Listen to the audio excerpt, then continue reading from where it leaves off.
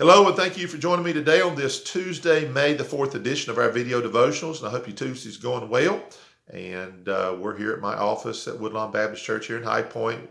We're going to be thinking about doing some outdoor options. I like doing those, of course, when we were down on the coast there, and we'll do a few more there as we're still in transition. But as we can find some places around, we'll do some outdoor things. But today wouldn't be a good day anyway. It's raining. But thank you so much for joining us, and I appreciate you being with us. And again, if we can be of any service to you, particularly in the area of praying for things, then certainly let us know. So we started yesterday. Our theme this week is a theme using the word treasures or treasure. Today we're going to be in Proverbs chapter 8. Our key verse is verse number 21. I'd love to read the entire chapter, but time doesn't permit. So I'm going to read just a few. I'm going to read verse 1 and then start skipping down through the verses here.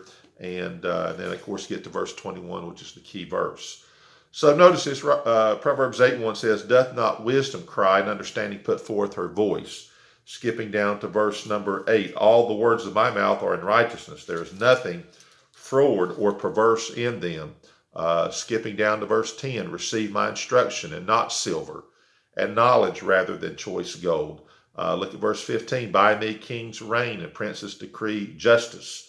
Verse 19, "My fruit is better than gold, yea, than fine gold, and my revenue than choice silver."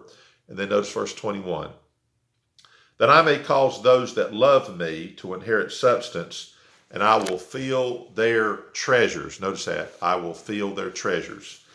Of course, as I look at this, we understand the word treasures, valuable things, usually a collection of valuable things, precious things. And, certainly in that day, God was speaking more in the physical sense of what they would get in terms of literal gold and all of that. Then, of course, he's saying, look, there's something, though, that's better even than that. And that, of course, is the wisdom, the understanding of certainly living for God. So look at it in our day. God's not trying to tell you that when you live for him and you love wisdom and you love serving him, that God's going to fill your house with gold and you're going to have the most expensive home and cars and all of that. Now, I believe God blesses us with physical things. I believe that, especially when it comes to things you need. If someone says, "Man, I need a car for work," or I need a home for my family, and I need a job, then God certainly provides those things. Don't get me wrong.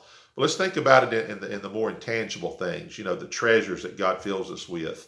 You think about just when it speaks about in Galatians 5, the fruit of the Spirit.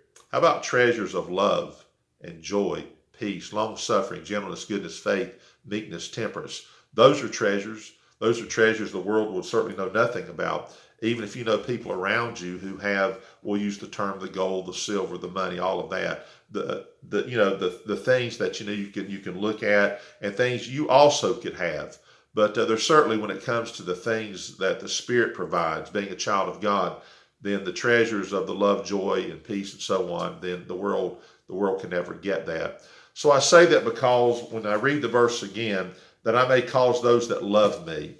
Do you love God's wisdom? Do you love the fact that when you pray and you ask for wisdom, that God says, "I'm going to give you wisdom," and then you take that wisdom and you use it to serve him, you use it for the everyday things of life?